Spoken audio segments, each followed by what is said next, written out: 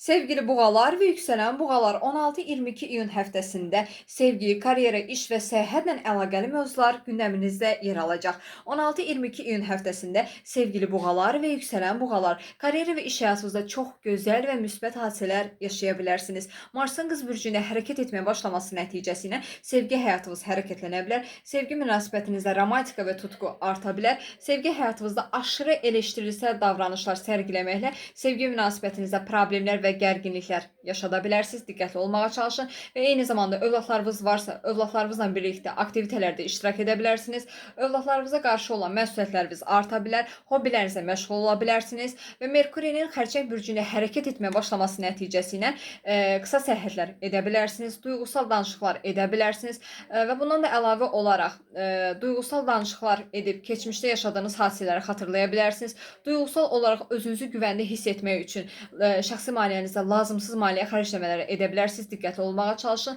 və Yupiterlə Neptun arasında 90 dərəcəlik kare açı aktiv olacağı üçün maliyyə mövzusunda qarşınıza yeni fürsətlər gələ bilər.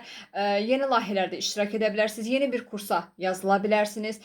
Ruhsal biraz qarışıqlıq yaşaya bilərsiniz və 21 iyun tarixində Günəşin xərçəng bürcündə hərəkət etməyə başlaması nəticəsində qohumlarınızla aranızda biraz problemlər və gərginliklər yaşanıla bilər. Diqqətli olmağa çalışın.